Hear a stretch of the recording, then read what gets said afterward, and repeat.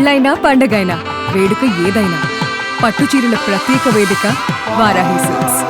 BRS jumping ఎమ్మెల్యేల వ్యవహారంలో కీలక పరిణామం జరిగింది. పార్టీ మారలేదన్న 9 మంది ఎమ్మెల్యేల అనర్హతపై హైకోర్టు విచారణ జరిపింది. స్పీకర్ తీర్పును హైకోర్టులో సవాల్ చేశారు బీఆర్ఎస్ ఎమ్మెల్యేలు. స్పీకర్ సహా 9 మంది ఎమ్మెల్యేలు కౌంటర్లు దాఖలు చేయాలంటూ హైకోర్టు పేర్కొనడం జరిగింది. ఇక పార్టీ ఫిరాయింపుల అంశం కూడా మనం ఇటు కాంగ్రెస్ అధికారంలోకి వచ్చిన దగ్గర నుంచి కూడా ఈ అంశం అయితే తెర మీదకి రావడం జరిగింది. వెంటనే కూడా బీఆర్ఎస్కి సంబంధించిన వారు కాంగ్రెస్లో అంటగాగటం, ఆ తర్వాత మేము పార్టీ మారలేదంటూ కూడా స్పీకర్కి కూడా వాళ్ళ తరపున కూడా ఒక సంజాయిషీని ఇవ్వటము, దాన్ని కోర్టులో ప్రవేశపెట్టడము, దాని మీద కూడా కోర్టు కూడా సజావుగా తీర్పిచ్చింది. ఇక దాన్ని మరలా కూడా సవాల్ చేశారు బీఆర్ఎస్ ఎమ్మెల్యేలు. దాని మీద విచారణ జరిగిన క్రమంలో కూడా స్పీకర్ సహా 9 మంది ఎమ్మెల్యేలు కౌంటర్ దాఖలు చేయాలంటే ఇప్పుడు హైకోర్టు తీర్పును వెలువరించడం జరిగింది. మరి ఎటువంటి వాదోపవాదాలు జరిగాయనేది కూడా మా ప్రతినిధి సత్యాన్ని అడిగి తెలుసుకుందాం. ఎస్ సత్య, ఈ 9 మంది ఎమ్మెల్యేల విషయంలో ఎటువంటి వాదోపవాదాలు జరిగాయి? మరి ఫిరాయింపు ఎమ్మెల్యేలకు సంబంధించి మొత్తం కూడా అందరిపైన కూడా మరి హైకోర్టు అలాగే ఇటు స్పీకర్ గడ్డం ప్రసాద్ కూడా నోటీసులు జారీ చేసింది. దాంతోపాటు వీళ్ళందరూ కూడా 9 మంది ఎమ్మెల్యేలు వాళ్ళతో పాటు స్పీకర్ ఈ అఫిడవిట్ను మరి వాళ్ళు దాఖలు చేయాలంటూ కూడా హైకోర్టు చెప్పిన పరిస్థితి కనబడుతూ ఉంది. ప్రధానంగా ఎందుకు మీరు మరి పార్టీ ఫిరాయించకపోతే ఆధారాలు చూపించాలి కదా అని చెప్పేసి హైకోర్టు ఇక్కడ వివరించిన పరిస్థితి ఉంది. స్పీకర్ దగ్గర ఉన్నటువంటి ఆధారాలు ఏంటి, అసలు మీ దగ్గర ఉన్నటువంటి ఆధారాలు ఏంటి, కానీ ఒకవైపు బీఆర్ఎస్ చూపించినటువంటి ఆధారాలు అన్నీ కూడా మరి వాటికి కౌంటర్గా మీ దగ్గర ఉన్నటువంటి ఆధారాలు ఏంటి అంటూ కూడా హైకోర్టు ప్రశ్నించే పరిస్థితి ఉంది. సో మరి ఈ కేసు ప్రస్తుతం ఒక చర్చనీయాంశంగా మారిన పరిస్థితి ఉంది. దాంతోపాటు ఈ ఫిరాయింపు ఎమ్మెల్యేలకు సంబంధించి 9 మందికి కూడా ఈ కౌంటర్ దాఖలు అనేది చేసింది.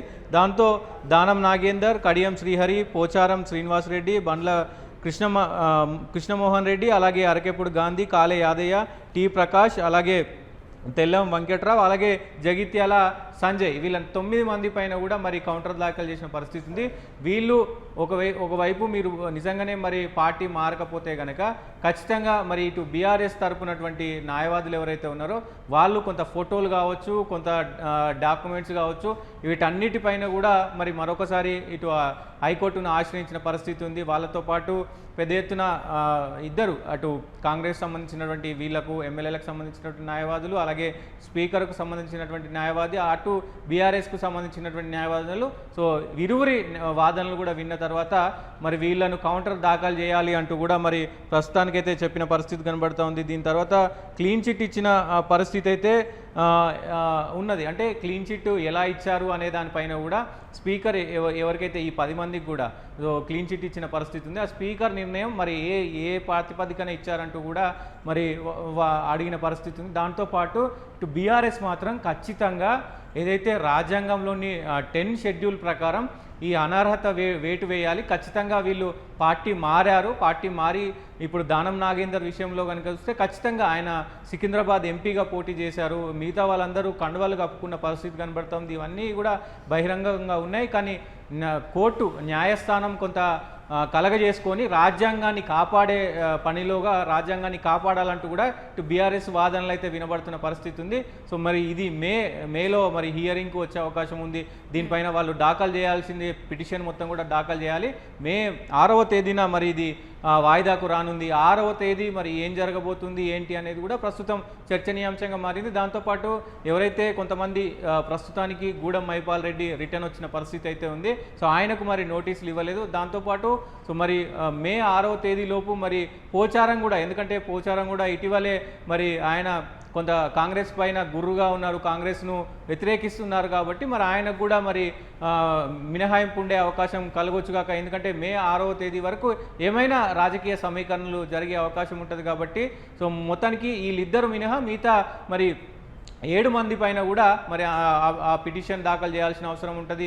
చూడాలి కోర్టు ఎలాంటి నిర్ణయం తీసుకోబోతుంది. ఇటు ప్రధానంగా స్పీకర్ మరి ఎలాంటి పిటిషన్ని దాఖలు చేస్తారు హైకోర్టుకు అనేది కూడా చూడాల్సిన అవసరం ఉంది. ఎందుకంటే రాజ్యాంగానికి సంబంధించి వాళ్ళ టెక్నికల్ అంశాల పరంగా ఆయన క్లీన్ చిట్ ఇచ్చారు.